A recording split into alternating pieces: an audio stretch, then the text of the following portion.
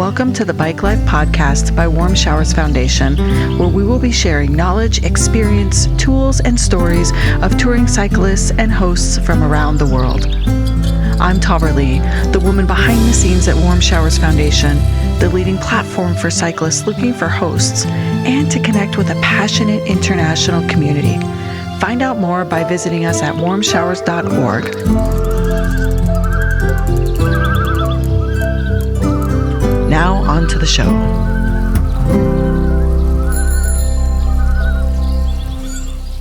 Hey everyone, welcome to Bike Life. This is Jerry Kopak sitting in for Toberly, coming to you from the mountains of Breckenridge, Colorado.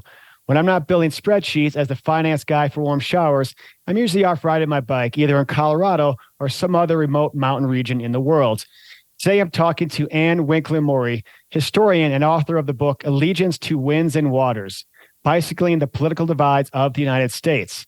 For this book, Anne embarked on a 12,000-mile bike tour to better understand the political differences that challenge us here in the U.S. Hey, Anne, welcome to our show.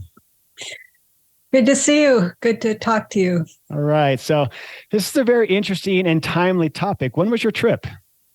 It was 10 years ago. Oh, okay. Yeah. Yep. So definitely it took me 10 years to write the book. So okay, so yeah. that's gonna lead me into my next curious question is chicken or the egg? Did you set out on this tour with the intention to write a book, or was the book simply a byproduct of your experiences?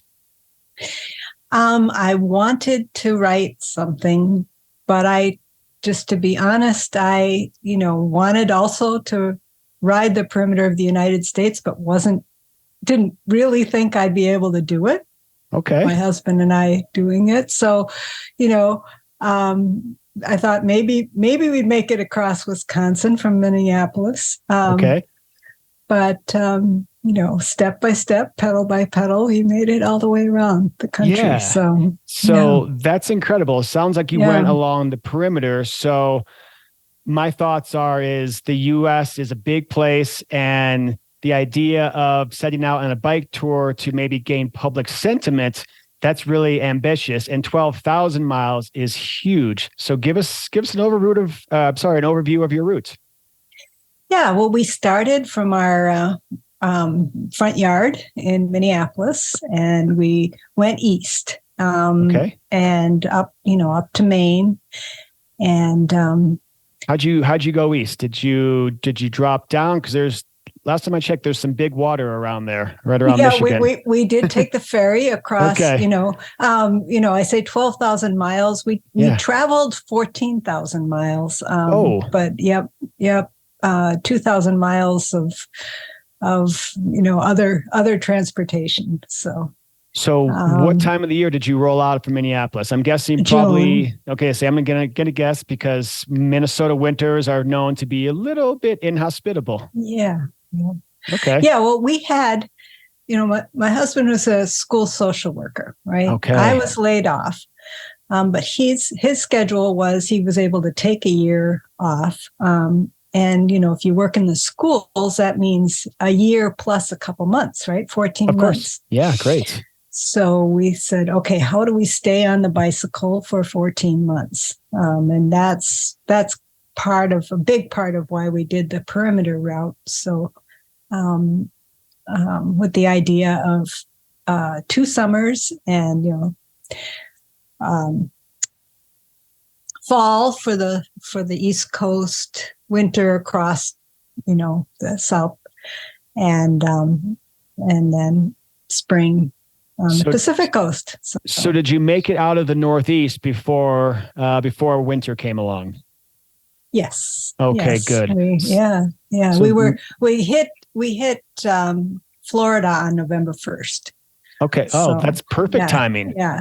So and we did the entire perimeter of Florida, which a lot of people don't do. So we went all the way down to the Keys. So you went Atlantic coast, wrapped around, and came along the Gulf of Mexico. Right, and then went, came back up we went down to the Keys, took the ferry from the Keys to Fort Myers. Yep. And then all the way up the west coast of Florida, and And then and just then sort discovered there was another couple hundred miles of Florida. Florida is kind of is what amazing. it's kind of what I've thought about with Texas. Like I know that I've taken some road trips from Colorado and down into Texas, and it seems like it takes 3 days to get through Texas. And same thing, there's a lot of coastline in Florida. Yep. So I noticed that you said you're a historian. So what kind of topics really interest you? Yeah. So I'm very interested in the way in which people look at public history and the public history sites, whether it's museums or monuments, and as well as the way in which history is taught in classrooms. So on the trip, it was we were visiting public history sites and visiting a lot of starting in Milwaukee, we wanted to go see the African American Holocaust Museum, which I had heard about. Existed. Yes, and fascinating. It was created by one of the only survivor of a lynching, and when he died, it was a great museum. When he died, the city of Milwaukee, withdrew its funds, and it was foreclosed on when we showed up there. The good news is that in 2022, the museum reopened. But when I was going through, we saw a boarded up building. Ooh. And that was that happened quite a lot as we went across the country, seeing the priority for people's history. And being, there's a contest, right, over how we tell those stories and whether or not local places are going to, put the resources into keeping them open and that kind of thing. There's been a lot of that discussion over the past few years, especially in the South and the Southeast, where there's a lot of history down there. What were your experiences going through the South? What were my experiences going through the without South? turning this into like a big political debacle discussion here, but just, how were your experiences? I mean, there's lots of history down there, lots of monuments, lots of museums. If you're a historian, this must have been fascinating for you. Yes, it was. One of the things, and I was just thinking about that with this trip I'm on now, is that it was very clear to me that the South is another country from the North. Yeah. And it was very, and we went back and forth on the, in and out of the South in different places. For example, we came back to Northern Florida and we entered the South again. We, went through Washington. There are parts of Maryland that are the South, and then you get to Washington, and it's not, so the South is not just a geographical location, but it's cultural. I've spent a little bit of time in the South for about a year. My mom and my family moved out of Colorado and ended up in Siesta Key, Florida, which is it's on the Gulf Coast. And so they were there for, I think, I don't know, like I said, a year. And then I also have in-laws who are from the Louisiana area. And it's always fascinating because I grew up in Colorado and I also spent time in Michigan, and going to the South, it's so fascinating to me. Like, obviously the culture is different, the landscape's different, the food, the smells, the sounds. And it's just such a really intriguing experience to me. But I never traveled there with the intent to look at historical sites like you did. So it's interesting to hear your perspectives on this. Yeah. I mean, I'm just going there as essentially a tourist to see family or something like that. But there's one thing that I saw in your application to be a guest on our show, is that you mentioned that you don't believe in ghosts, yet you were haunted during this trip. What does that mean? Oh, well, actually, it means it's about the person I was before I started the trip. That's a question I'm going to get to in a second. But keep going. And the thing is, I think I'm not alone in this idea that, people who go on trips, whether it's by bicycle or another way, I know I'm not alone in sort of having this mentality of, I'm going to leave my life behind and leave my problems behind, that kind of thing. So, I had my baggage, right? Sure. Not everyone just does. not yeah, and anyone I who's wanted older to than leave say, it behind, and anyone who's I older than didn't. 6 years old has something they're carrying with them, right? That's right. So what was interesting to me is that it came with me, right? Okay. And it has, it'll do that. Yeah. And but I was at the same time changed by the How so? trip. Like what did you notice? Like what was the most visceral that you noticed that was different about you? I think in terms of the issue of fear, that I found in different situations that that my hierarchy of fears would topple, right? So if you're out on the road, and if you're like me and you fear strangers and you've gotten that, this, but suddenly you're out on the road where it's evening and trucks and those kinds of things that are much more dangerous than, some stranger who wants to help you out. Suddenly, all the rules that you didn't even know you had in your head about how to keep yourself safe don't apply anymore. And you've got to have, you have different ones. And it makes you question all of them, right? It makes you go kind of, because you've got the time. You're on a bike, you're traveling at whatever 8-9 miles an hour, 12 miles an hour. You have time to really process all this stuff. Yep. Yeah, and you can question it. You can sort of take a step back and separate yourself and said, okay, all these things that are causing me stress or fear, what's that based on? Like what's really causing that? Because I know that you said that you stayed with a lot of Warm Showers hosts, which that in itself can be daunting to a lot of people to go and stay in someone's home that they've never met. Like when we were kids, we had this expression called stranger danger. And, don't talk to strangers. And here we are going to stay in someone's house. And I bring this up because I too set off on about a 2-year bike traveling experience. And mine was through parts of Asia and parts of Africa as well. And it's amazing the things that initially I was concerned about, things I was afraid of, they disappeared. And it's just such this amazing experience that I came back a changed person as well. As I'm sure, to your point, a lot of people who have embarked on a trip like this, things inevitably change because they have to, because you're going through so many different experiences. Right. So tell me about some of your Warm Showers experiences. Well, we had 143 of them. Not all warm showers, but we stayed in 143 different houses. And the 420 days, it was really amazingly divided perfectly between, camping, staying with people, and staying in motels. So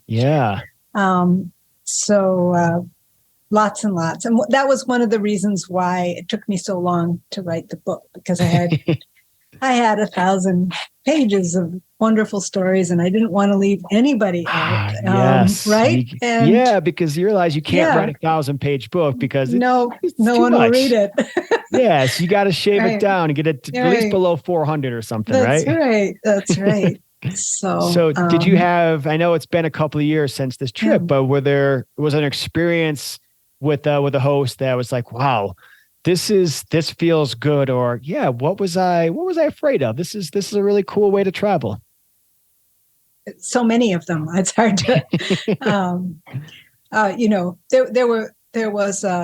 we also had experiences with people who picked us up on the road, which was something incredible? At the beginning of the trip I would never have, I did. Because you don't pick up hitchhikers and don't hitchhike because you know what's going to happen. Right. Yeah, it's these fears, right? That these stories we tell ourselves in our mind that, they're based on some sort of evidence or fact, but for the most part, maybe they're a little bit drummed up to be more than they need to be.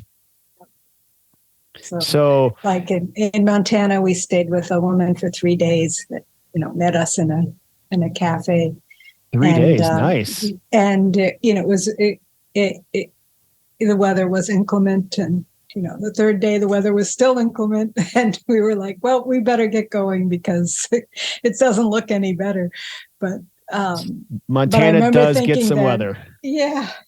And I remember thinking then, if this is the beginning of the trip, by that time we were just like, the world should just take care of us. It started to you kind of learned to roll with things, right? Yeah. So along that same line, when I was reading your submission, my eyes immediately went to this phrase, and I'm hoping you can explain it to me: radical hospitality. So I have an idea what that means. I don't think it's anything dangerous or volatile by radical, but what is radical hospitality? It's a lot of different things. A lot of people, and it's not a term that it's not something I made up. Okay. It's something that a lot of people are talking about in the last couple of years. I was ready to give you credit for it. So no, I can't take credit for it. But, people in churches, religious institutions, in art institutions, people are talking about it in terms of how municipal governments deal with, for example, in Minneapolis, this is not radical hospitality, the way in which at this moment homeless people are being evicted from that kind of thing. That's sort of the opposite of radical hospitality, right? I think during the pandemic, we saw a lot of that kind of radical hospitality, where all of a sudden it was like, right, we're all in this, situation, and we can't evict people, or we can't, we need to. In Minneapolis, there were food giveaways, and in the public parks, you use whatever places. Public and private that you have to just take care of the needs of people. Those are kinds of examples of radical hospitality. And, it's individual, and it's also, a social public kind of, policy. It can be policy as well. And people are talking about that idea as sort of an antidote to things like putting up gates and walls, whether we're talking about a border wall or gated communities, or the institutional racism that is everywhere. For sure, that there are other ways of approaching the world. And as one of the people I quote says, it can be the instead of fear. You operate from this other way of thinking about how to approach the rest of the world. Yeah, I read a quote somewhere, and I forget where I found it from, but it talks about there's only two emotions: there's love, and then there's fear. And it's I don't know if it's quite that simple, but in a lot of cases, it sure feels that way. And so I'm just curious, you talk about this radical hospitality. Was this something that you experienced along your journey, or was it something you became more aware of and more interested over the most recent years? Oh, well, I think, bringing a stranger into your house and feeding them and listening to their stories and that kind of thing is pretty whether it's an official relationship with Warm Showers or other ways, that's a pretty radical thing, right? I agree. But not even just that kind of thing, but the way in which people on the road gave me the information that I needed to understand their place. Those kinds of sort of trail angels who show up when you're just going, what is this? I don't understand, and people are willing to help. And it just restores your faith in humanity. Yep. And so, as I mentioned, I biked through probably, I think, 18 countries. And Wow. I have been through places that some people would deem maybe contentious, maybe a little bit heated, sometimes dangerous. For example, I was in the northern part of Israel in the Golan Heights along the Syria and Lebanon borders. Mhm. And the thing that I learned and just kept getting reiterated to me on a continual loop basis is that at the end of the day, people really are just people. They're Mhm. kind, they're generous, they're curious. So many times I would be cycling through some remote village, either in Israel or in China or in Morocco, and people would stop what they were doing and they would want to come talk to this goofy looking guy on a bike and want to hear my story, just wanted to connect. And I think about this and I started to use this expression, the human experience. And, back to your radical hospitality, I probably didn't invent this, but I use it a lot because traveling by bike, it allows you to be more approachable. Like you can get in a car, you can hop on a train or a bus, and you'll still get to the place that you're going, but you'll miss all those really colorful experiences and connections along the way, which it sounds like you had a ton of them with 143 Yes. warm showers stays. Yeah. I mean, Yeah. you must have met just some incredible people. So house stays. Yeah. Well, what I call it is the magic of the loaded bike. okay. And which, I think. Can I use that one? Sure. Okay. I have it in my introduction, but okay. It's my book. Okay. Yes. So, I think, especially for someone like myself, I'm quite introverted. I want to do this research. I want to talk to people, but there's a lot that's keeping me, from doing that. But to have people come up and talk to me, not only just talk to me, but tell me what's really deeply important to them within a few minutes. That's what I found so amazing. And what I think in terms of the magic of the loaded bike is that it's, people, first of all, they know you're doing something amazing. So they want to do, they want to talk to you about what's really important, right?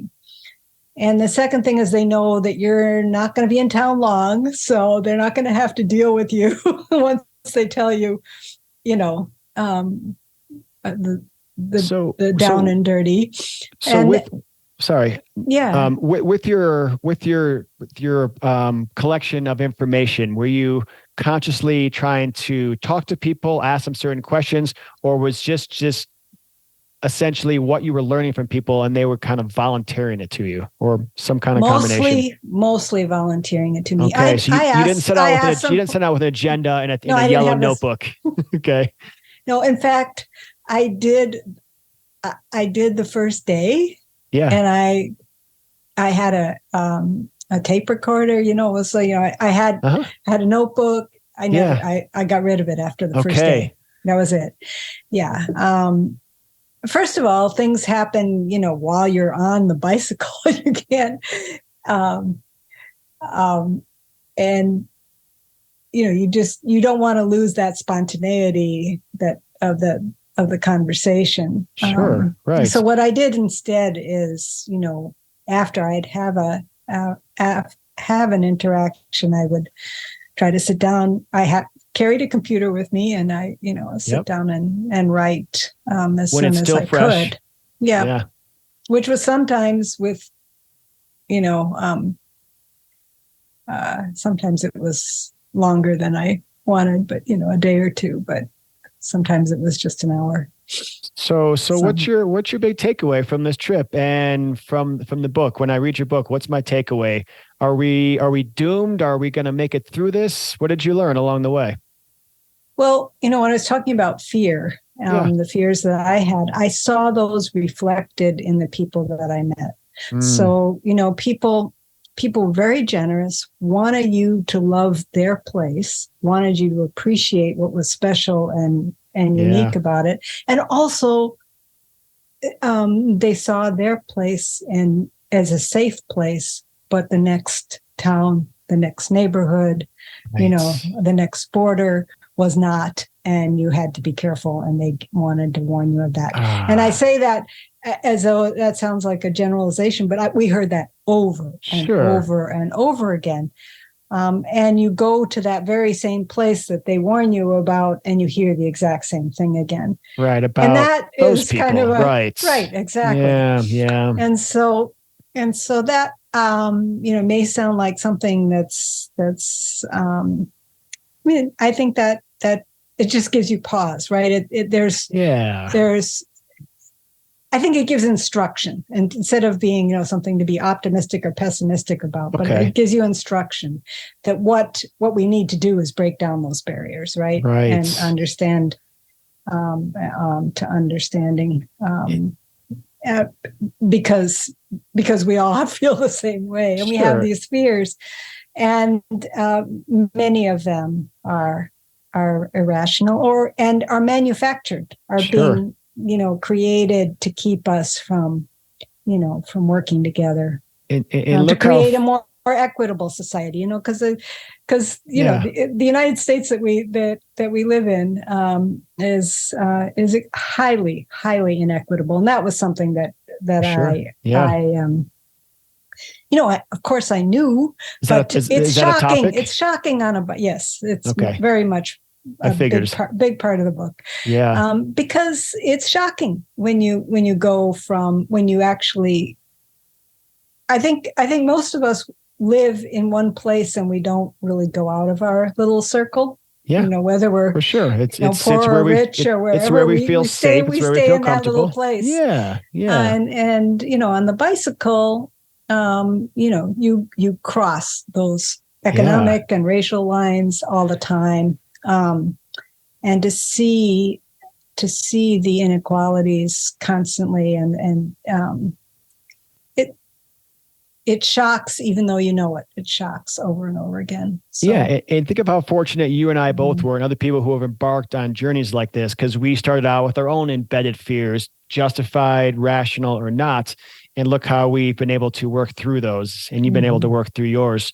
So not everyone can take 14 months off or take 2 months off. So how do we get people to sort of push through and see the world through somebody else's eyes, through a different lens, to maybe break down some of these fears that maybe are holding us back from becoming more cohesive as a country?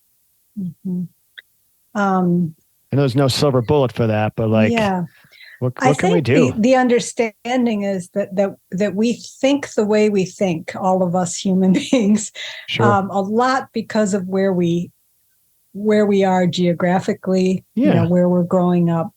It's how we were raised, and the stories we're told. How we're raised and the stories that we're told. And one of the things that happens when you travel is that you cross those barriers and you see, because you have to, right? Yeah, and get out of your own head, but you also see those things. And the extent to which we can do that, we don't have to do it through actually leaving a place. We can do that through reading. We can do that through, documentaries, et cetera. There are lots of different ways in which we can cross those borders. So that's why I felt like I needed to write a book. Yeah. And people have to be willing to open up their mind to this, to put away some of those fears, to open up our hearts to difference of opinions, to different perspectives, to different upbringings. And it's hard. I grew up as a very regimented type A kind of control freak. And it was so much easier to say, no, no, no. When I started traveling, I traveled with this mentality to always say yes. And when you say yes, it's very vulnerable. It exposes you to all these things that you ordinarily wouldn't have been exposed to. But at the same time, if you travel with this mindset, this mentality to always say yes, man, it opens up your world, your heart to all these different experiences. And again, it doesn't have to be on a bike. You just have to commit to being open to things, which again, coming from me, it was definitely scary, but that was one of the things that I took away from my bike trip. And it sounds like you have a very similar sentiment as well. Yeah. And I think since we're talking about bicycle travel, that it is possible to travel by bicycle and not, and kind of do it with, I have met people who focus. And so I would just like to say that to bicyclists, open those blinders up. Yeah. Pedal slowly. Pedal slow. And if somebody asks you to stop, if somebody asks you to stop and have coffee with them, you give it a shot. What do you got to do? What's wrong with that? Right. Yeah, I see people who are doing these ultra races now, bikepacking races that are 2-3 weeks long. And there's one that was in Kyrgyzstan, and it's called the Silk Road Mountain Race. And I was actually in Kyrgyzstan back in 2018, the year before they started this race, and I rode a very similar route. And I was fortunate enough, they had about 4 weeks to actually ride this route. And I got to stop in little remote villages, stay in people's homes. People were so generous, so welcoming, got to have dinner with them, meet their families. And then flash forward a year, there's this race that goes on a very similar route, which is a very cool event. I'm not downplaying racing, but it's just like, man, from the United States, it's like a 38-hour flight to put your head down and ride for 26 hours a day. And see nothing. And again, I'm not knocking that. It's just from my experience and what you're talking about, it's like, man, if you go slow, look at the different experience. And so that's how I personally choose to travel. Like if somebody says, hey, do you want to stop and have tea? I'm like, yeah, I'm going to stop and have tea and let's get to know each other. And it's kind of how we tear down those walls of fear that you talk about. Right. And for me, I have no choice because slow is the only way I go. So just to be honest here. Would you say the magic of the heavy bike? Right. So slow, heavy, whatever. Here's a question that I like to ask of all my guests. It's kind of fun. So if you're ready, I'll ask you.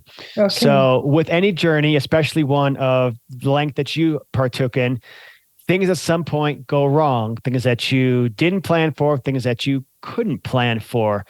It sounds like you had ridden your bike through 2 hurricanes, over 100-degree temperatures, and again, some also 30-foot snow drifts.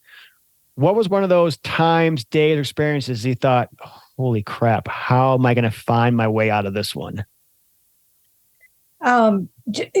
Just generally, so many times when we got lost, or, it was... or there were dangers, it led us to places that, and experiences that we wouldn't have had. What I'm thinking about right now is, when you say that, there's just so many, but what I'm thinking about right away is going into New Brunswick, or Brunswick, New Jersey. Old Brunswick. Which is just not a bike-friendly place. Okay. We stayed with a Warm Showers host who told us that they had, that a young couple had just been with them and had quit their trip after trying to get into Brunswick. So really? They were like, and we were in our 50s, and we had another Warm Showers place to stay, and we decided we were just going to go, even though it was actually the wrong direction.